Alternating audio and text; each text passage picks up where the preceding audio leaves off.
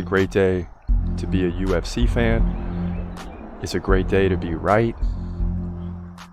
Last night we ran the table in the main card for the second straight week. And I don't want to get ahead of ourselves. I mean, in the UFC, anything can happen from week to week, but the bottom line is we ran the table, getting all 5 fights in the main card 2 weeks in a row. Hey, that's impressive. And we'll take it because it doesn't always happen that way. But the trend continues. In the prelims, we get down a little bit. Really, we're just trying to stay 500, like 3-3, 4-4, something like that.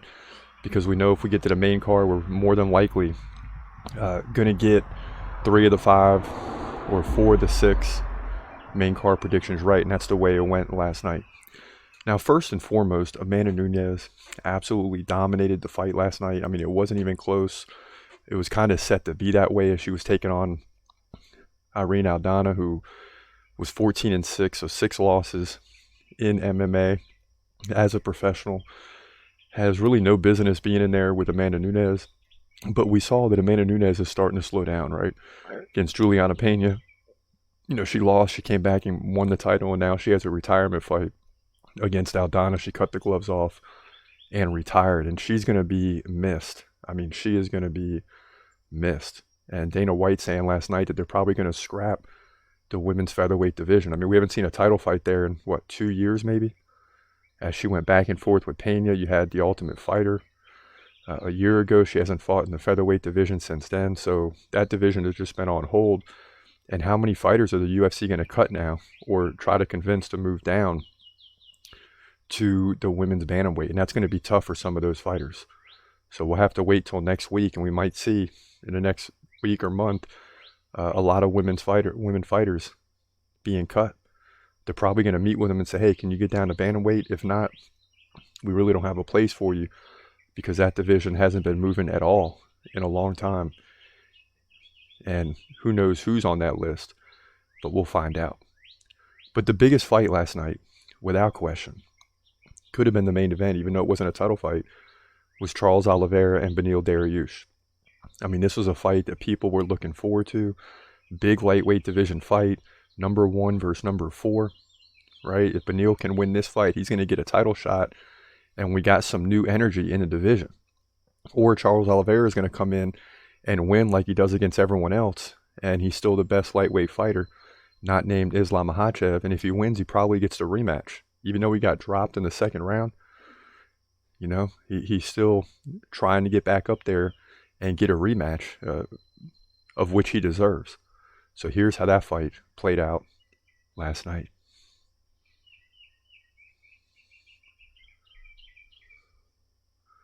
Well, it looks like we got some technical difficulty, so I'll get that pulled up.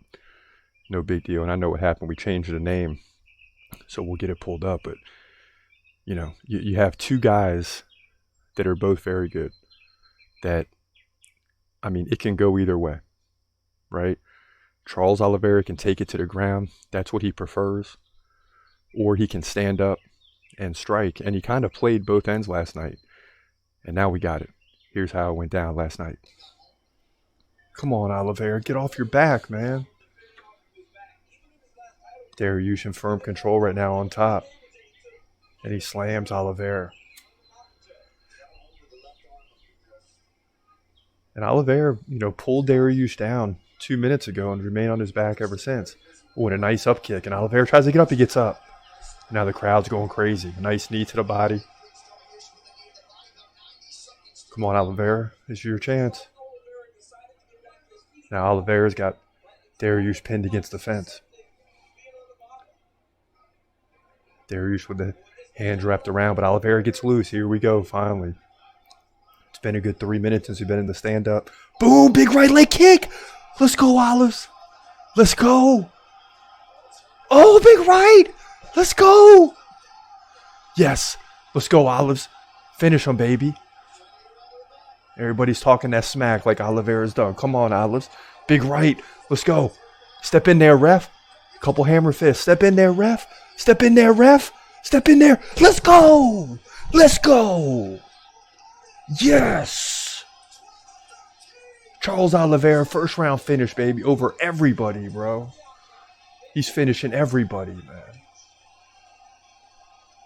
And Islam Makhachev, here we come again. I'll tell you what, he's exciting to watch, man. He is exciting to watch. The former champ is coming. And that, everybody's saying that Dariush is going to dominate Oliveira. I told you Oliveira would dominate him. He's still the best lightweight division fighter outside of Islam Makhachev. But when the crowd is kind of shocked, because everybody expected Dariush to win this, and Charles Oliveira just rocked him. And at one point, Dariush is covering up, and people underestimate the power of Charles Oliveira as he sits atop the octagon, and now the crowd's going crazy, giving Dubronx his respect. That's what I'm talking about. He's coming. So Charles Oliveira is going to get the win here. He's back. The Brazilian, he's going to move to 34-9 with the first round KO over Beneil Dariush, who falls to 22-5.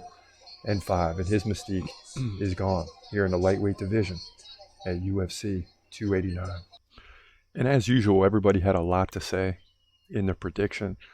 Chris Cross, you're crazy. You don't watch UFC. You don't know what you're talking about.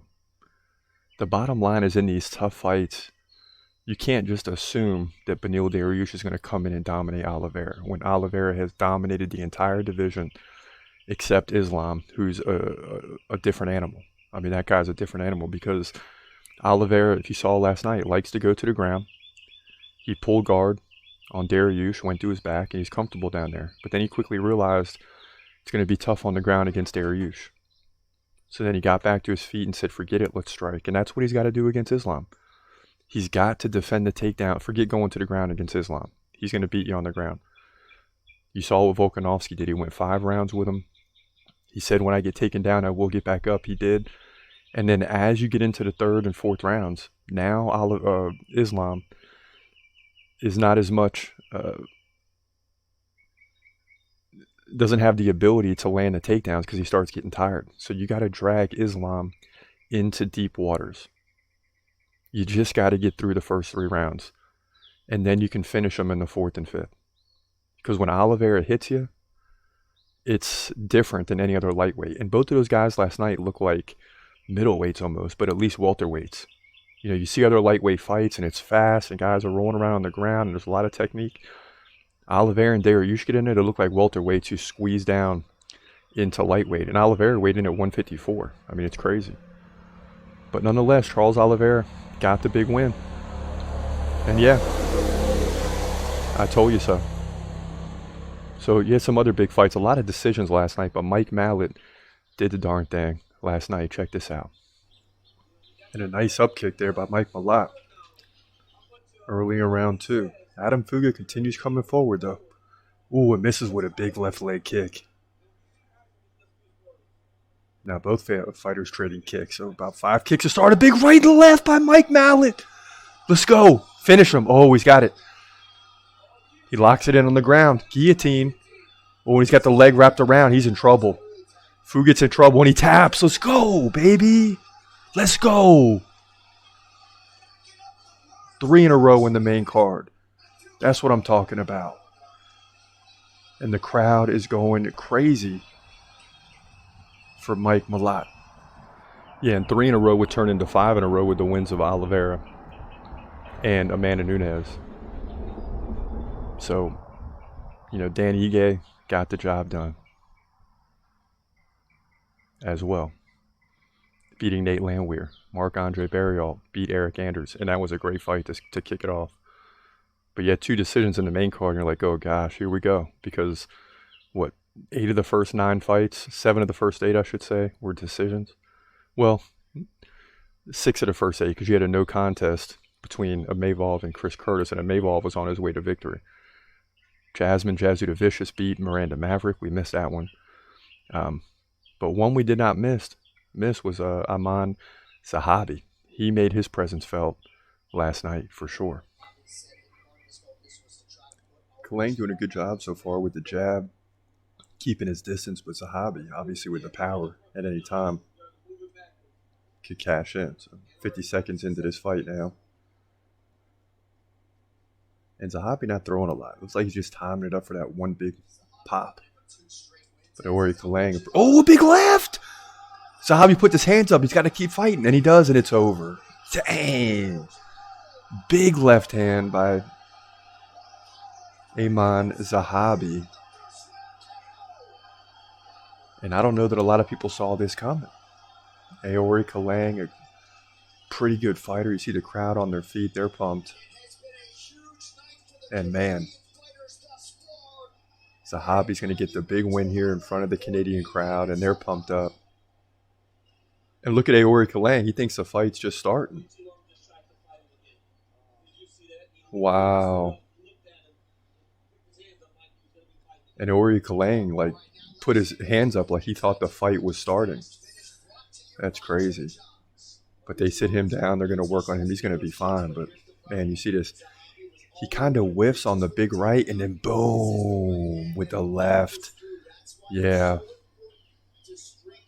And see, when he throws the right, the hands of Kalang drop, and then he gets dropped. And this fight is over. So Ayman Zahabi lifts the crowd up here with a big win. He gets a standing ovation. And yeah, so Ayman Zahabi got the win. And all in all, a good night for us.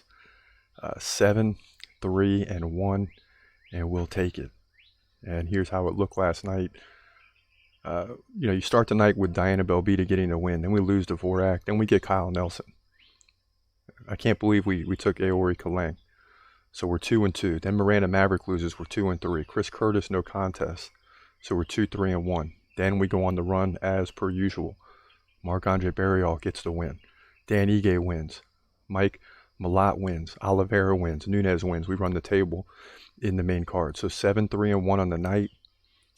15-4 in the main event. 145-80-4 on the year. So we'll take that and we'll put that record up against anybody. Searching through YouTube, I mean, we got the lead right now. Looking at everybody. I mean, that includes fight night picks. That includes everybody. Although I got to look again because they were pretty close to me, both of them, on fight night picks. So they're probably real close. They might have 142, 143 wins on the year. We got 145. But we did have one bad card, and then we came back with 2 or 3 in a row that were pretty impressive now.